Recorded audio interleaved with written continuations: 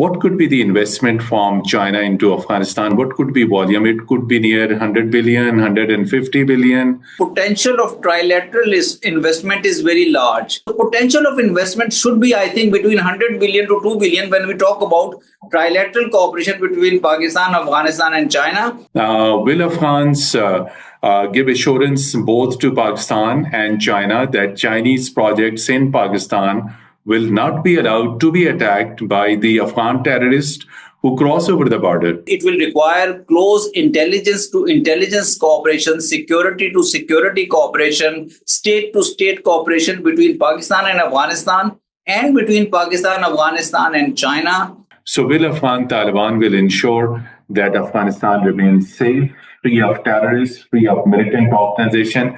Is it possible for them? Afghan foreign minister has assured Pakistan that Afghan soil will not be used by any terrorist groups against quite Pakistan. Significant assurance, exactly. It's a significant assurance. What could be the strategy that could, of course, eliminate these terror groups from Afghanistan? Pakistan and Afghanistan should have very close intelligence to intelligence and security to security cooperation to ensure that the border that vulnerable crossing points for terrorists are monitored.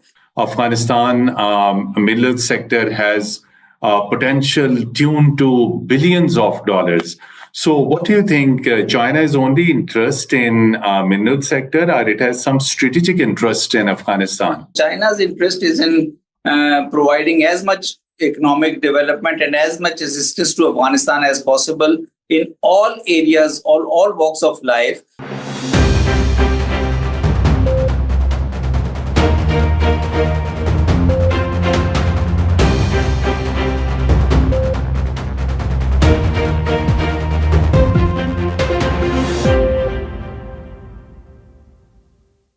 Bismillahirrahmanirrahim. Hello and welcome to Program Insight in V News English. Dear viewers, an important development took place vis-a-vis regional peace, development, connectivity.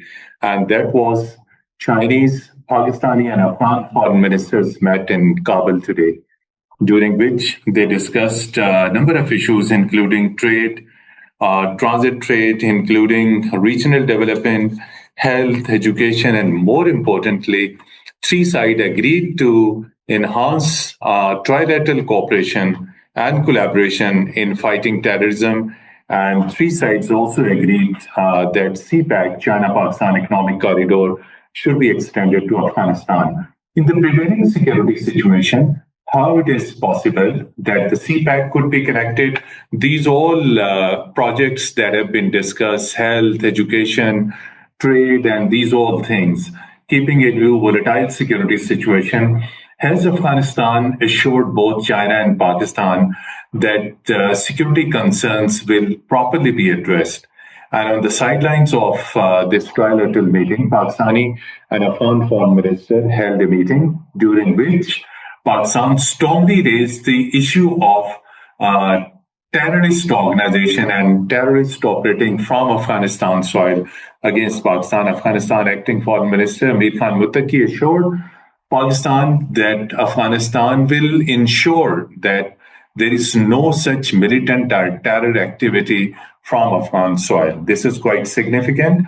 And we will also discuss the future of CPEC, if it is extended, how much investment China could make into Afghanistan. To discuss this all strategic issues, economic issues, connectivity, development, trade, health, education, these are all linked for the bright future of Afghanistan. Afghanistan has to, of course, cooperate with both China and Pakistan. To discuss this all, we are fortunate to have with us Pakistan's former ambassador to Afghanistan and very, very seasoned diplomat, Ambassador Mansoor Ahmed Khan.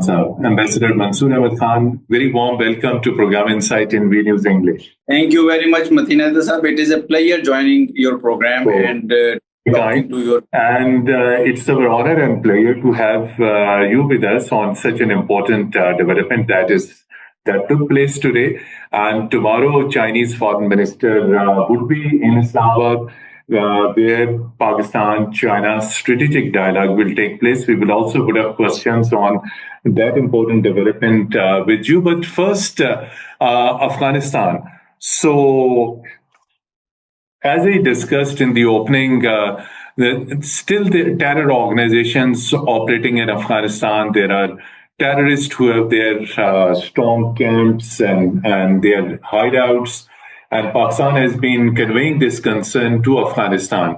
So we will start with China-Pakistan Economic Corridor, which is a flagship project of Belt and Road Initiative. So if China, Pakistan, and Afghanistan have agreed, so what do you think the Afghan Taliban, will they be in a position to ensure that CPEC, when CPEC is extended to Afghanistan and when China makes investment in Afghanistan, so will Afghan Taliban will ensure that Afghanistan remains safe, free of terrorists, free of militant organization? Is it possible for them? Thank you very much, Mateen Saab. Thank you very much for this program. And in response to this question, I would like to say that China-Pakistan Economic Corridor has been an important project of collaboration between Pakistan and China, under which we saw that a lot of infrastructure development, lot of energy sector development took place, and a lot of industrial development is in the pipeline for under this China-Pakistan Economic Corridor. One of the aspects for many years has been CPEC's extension to Afghanistan. Exactly. But because of strains in Pakistan-Afghanistan relations during previous government before Taliban takeover, and then also continuation of some kind of tensions between Pakistan and Afghanistan on cross-border terrorism, particularly increasing TTP and BLA attacks in Pakistan in past 2 years, no significant development or no significant progress could take place on CPEC's extension to Afghanistan or in other bilateral cooperation areas between Pakistan and Afghanistan too. But from the beginning of this year, some positive developments have been seen. There have been bilateral exchanges between Pakistan and Afghanistan, and there have been trilateral exchanges between Pakistan, Afghanistan, and China. And as a result of, I think, China's very positive role that China has continued to play in the region and between, in terms of increasing three-way collaboration, we saw that Pakistan and Afghanistan a couple of months ago decided to upgrade their diplomatic relations. Then there have been, as you have also said, that there has been some kind of convergence or understanding that is emerging between Pakistan and Afghanistan. And even today, Afghan foreign minister has assured Pakistan that Afghan soil will not be used by any terrorist groups against quite Pakistan. Significant assurance, exactly. It's a significant assurance, and since these were the impediments, these issues were causing or preventing CPEC extension to Afghanistan. So we have also seen that consequently the three countries have also agreed that CPEC should be extended to Afghanistan. And CPEC's extension to Afghanistan, because Afghanistan for past 4 or 5 decades, because of being first in Afghan Jihad, then in Taliban insurgency, connectivity through Afghanistan with Central Asia has not taken place between Pakistan or in South Asia and Central Asia. Pakistan, Afghanistan, and Uzbekistan signed a trilateral railway agreement. So now railway network. So now Pakistan, Afghanistan, and China agreeing on CPEC extension. So more infrastructure development will hopefully take place in the coming years, and it will be important, I think, for both Pakistan and Afghanistan and China to maintain this momentum, because in the past what we have seen is that there are good developments, but at the same time then a few weeks later there are some troubling developments, and these troubling developments often play the role of a spoiler in progress in terms of improvement of relations, in terms of strengthening of relations, in terms of economic initiatives between the two countries. So I hope that the exchanges that have taken place recently and the very good meeting which has taken place today in Kabul will lead to some concrete progress, concrete forward movement on CPEC's extension to Afghanistan. Not only that, but otherwise in generally improvement of Pakistan-Afghanistan relations. So, Ambassador Mansoor Ahmed Khan, sir, what is your assessment since you have served in Kabul and you also hosted similar meetings and you were witness to this transition from previous Afghan government to Taliban and this war? What could be the volume of investment from Chinese into Afghanistan under CPEC? $150 billion was in Pakistan. That was CPEC phase 1. So what do you think? All three countries have agreed that CPEC should be extended to Afghanistan. If it is so, and a formal agreement in the time to come is signed, what could be the investment from China into Afghanistan? What could be volume? It could be near 100 billion, 150 billion. So your assessment, please. I think potential of trilateral investment is very large because it involves development of mineral sector, development of infrastructure sector, development of energy sector, and development of manufacturing sector, not only in Pakistan but also in Afghanistan and linkages to Central Asia.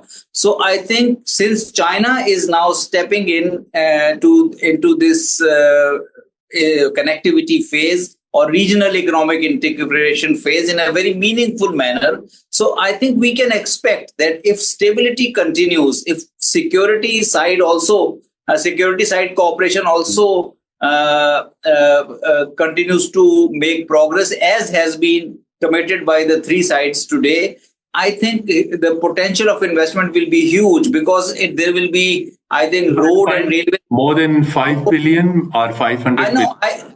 There will be road and railway linkages between Pakistan and Afghanistan through Torkham, through Chaman and through other places, and then mineral sector investment in Pakistan and in Afghanistan. I think it should be more than 100 billion because in CPEC phase 1, we saw huge investment, Chinese investment taking place in Pakistan. So the potential of investment should be, I think, between 100 billion to 2 billion when we talk about trilateral cooperation between Pakistan, Afghanistan and China. And since it also involves connectivity linkages with Central Asia. So I think it should be easily between 100 to 200 billion dollars, but an environment will have to be created to sustain that kind of investment.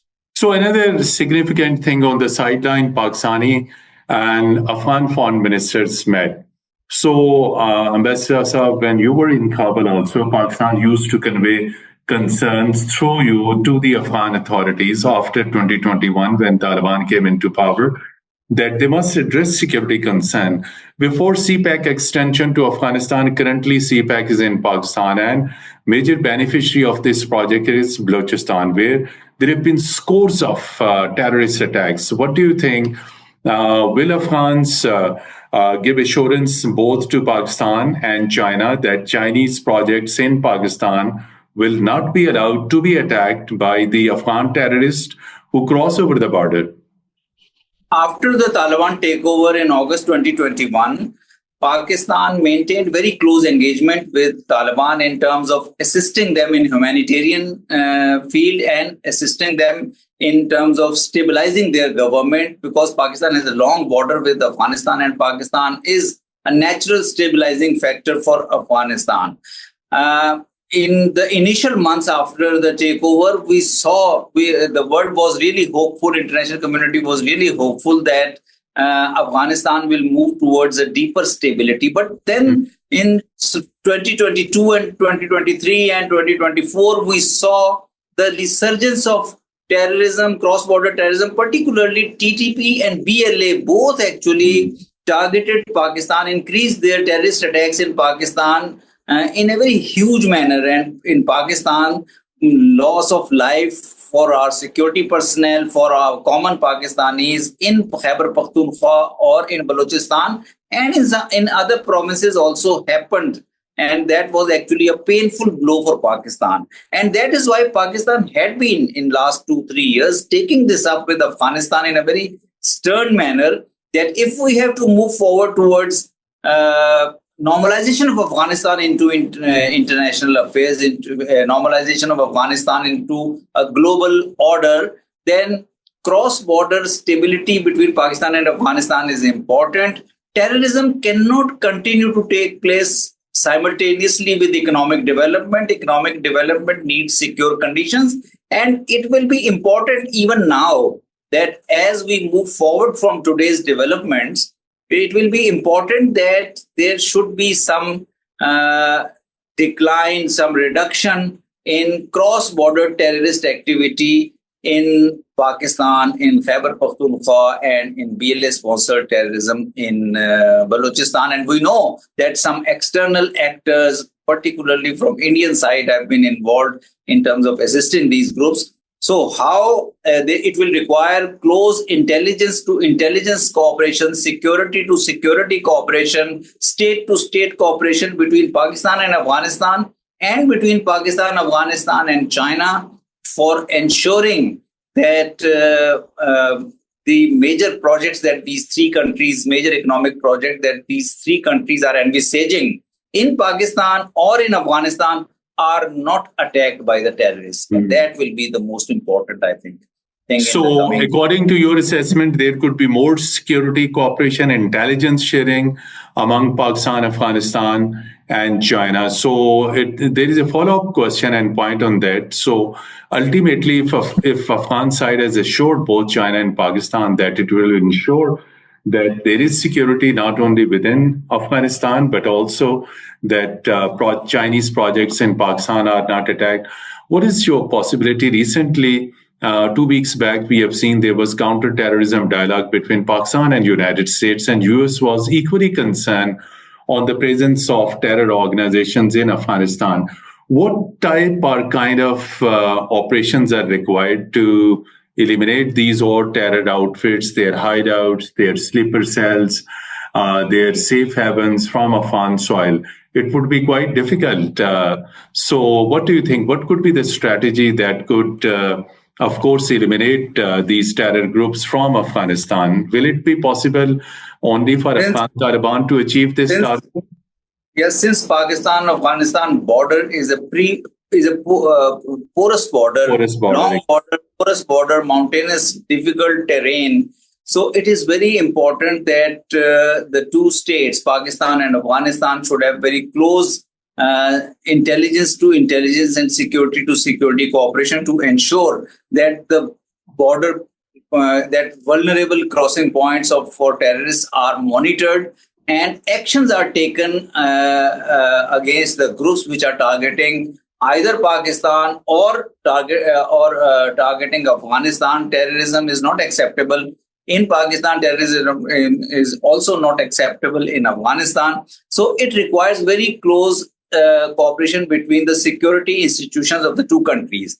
And when China is also involved because as a partner of the two countries in terms of combating the security challenge and ensuring economic investments in the two countries, China's role will also be very important in counter-terrorism. And we have seen that since the beginning of this year, three major meetings trilateral meetings between Pakistan, Afghanistan and China have taken place. But at the same time, you have also pointed out that Pakistan is also developing its and nurturing its contacts with the United States in the field of counterterrorism. Exactly. And I think that's also very important because this is an area, counterterrorism, an area where major powers' concerns or major powers' interests also converge.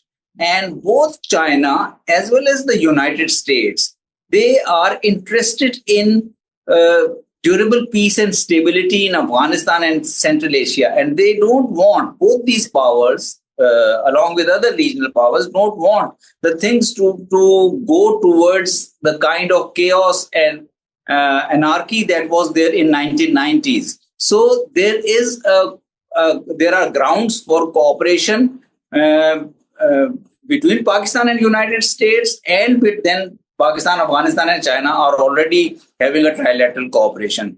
But one thing will have to be, our state and Afghanistan will have to be cautious that while security to security, intelligence to intelligence cooperation is important, exchange of information is important, regular meetings should be held, borders should be monitored jointly by the two sides in collaboration with each other. But we cannot afford going to another major global war in our border Afghanistan. region in the name of terrorism.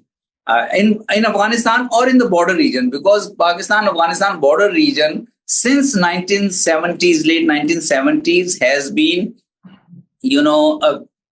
a theater of war, a theater of counter-terrorism, a theater of counter-insurgency. And because of what has happened in last 50 years, the area has suffered a lot. The people have suffered a lot.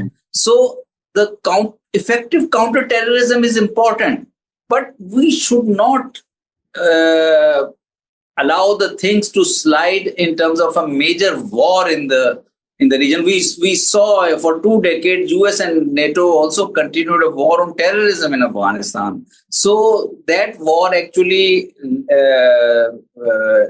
had many negative consequences also for Afghanistan and for Pakistan and for the region. So I think this time it is important. This is an era of technology. That technology-based cooperation is developed between Pakistan and United States, as well as Pakistan, Afghanistan, and China. And the goal should be effective counterterrorism and promotion of economic development and connectivity. And if even Western countries are ready to contribute, United States and its allies are ready to participate in economic development projects in the mineral sector and other sectors, we should be welcoming them. There is a very, very strange and surprising developments. The United States of America is taking deep interest in Pakistan's mineral sector and, of course, in petroleum exploration, while China is taking similar interest not only in Pakistan but also in Afghanistan in mineral sector. The certain studies have already been conducted that Afghanistan mineral sector has potential tuned to billions of dollars. So what do you think? China is only interest in mineral sector, or it has some strategic interest in Afghanistan? Look, China is actually Afghanistan's one of the neighbors of Afghanistan. True. So China's interest is not just the mineral sector of Afghanistan. China's interest is in providing as much economic development and as much assistance to Afghanistan as possible in all areas, all walks of life, because China wants stability in Afghanistan. China also has concerns about the groups like ETIM, which have been present in the region, particularly in Badakhshan region in Afghanistan. And China doesn't want that this kind of groups could be causing problems in China, into China in Uyghur region. Therefore, China is providing every kind of cooperation and assistance to Afghanistan in terms of its stability, in terms of its economic development, in terms of its humanitarian assistance. And yes, United States also is deeply interested, as we have seen, that it wants to invest in Pakistan's mineral sector. At the moment, Pakistan's oil exploration sector at the moment, United States has not reached the stage where it recognizes Afghanistan under Taliban. For that, I think some more developments and progress will be required in terms of certain steps which Afghan Taliban need to take. So direct investment of United States into Afghanistan is not possible. Direct investment of United States or into Afghanistan is not. It doesn't look likely at the moment. But I think there is ground for United States continuing to play a role for peace and stability in Afghanistan. And I think at some point the interests of major powers, whether it is China and Russia or whether it is United States and European Union or Western countries, they also will converge, because lot of development potential, economic development potential, lot of investment potential is there in this region. Pakistan, Afghanistan combined with Central Asia and West Asia or Eurasia. So I think if the major powers come to some kind of understanding with each other, rather than going into another Cold War or another period of tensions with each other, like we have seen in the last 6-7 decades since the World War II, I think there is a lot of potential for these powers to harness the economic benefits from coming out from this region. In mineral sector, Afghanistan's mineral sector, United States General Survey had already estimated to be $1 trillion. Pakistan's mineral potential is also huge: copper, gold, and other rare earth minerals. And then oil exploration sector in Pakistan is also coming up. So I think it is a good opportunity for Pakistan that Pakistan's linkages with all global powers, all poles in the global politics are improving, and we should actually try to capitalize on this opportunity and try to strengthen our own economic prospects and our own economic development. Mr. Mansoor Saab, a number of times Pakistan's military leadership, political leadership engaged with Afghan Taliban and emphasized that there should be better border management. And you have been part of such engagements and meetings in the past while you were serving in Kabul. So question is how border management could be made more stronger, more better in terms of security as well, and in terms of trade as well. We have seen whenever there is any mishap, either at Turkham and in Chaman, then border is closed. Then we have seen also only last week, there have been 50 terrorists who were neutralized in Balochistan in 48 hours operation. And most of the terrorists again cross over from border. So better border management in terms of security, in terms of trade, in terms of civilian crossings. How this target could be met? I think this is a very good question, because Pakistan-Afghanistan relationship essentially is a people-to-people relationship. Exactly. And Pakistan-Afghanistan border, it is 2,600 kilometer long border. It is inhabited by 50 million people on either side. 5 crore, 50 million people. Exactly. And these people have tribal linkages with each other. These people have familial linkages with each other. They have religious linkages with each other. They have social and ethnic linkages with each other. Therefore, and they are so closely interconnected with each other that when border is traversing through these populations, they need closer socio-economic connectivity.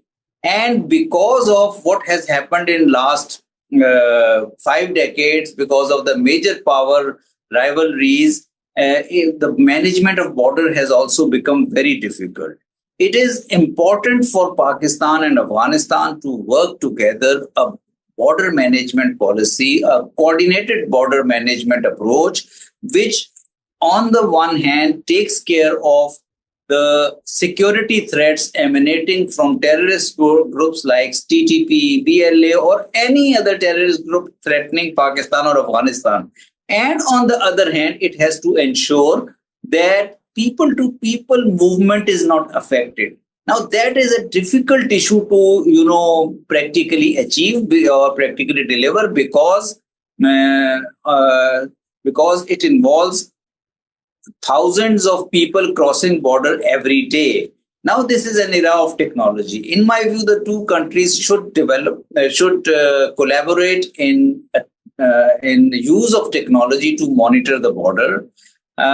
Documented movements are necessary between the people of the two sides. Without visa or without documentation, movements will be difficult to be allowed either by Pakistan or by Afghanistan. So it is important that the two countries develop an approach, a coordinated approach, in which a method is agreed which will allow the people crossings into each other's territory for their socio-economic reasons, for the health medical treatment, for students, for business purposes, and a database should be developed. Because if data is there, if technology is there, then it will be very difficult for the miscreants or for the terrorists or for the militants or for the insurgents to fulfill their nefarious designs. So I think it is a difficult task. The most difficult, I think, is the management of the border, because it requires cross-border.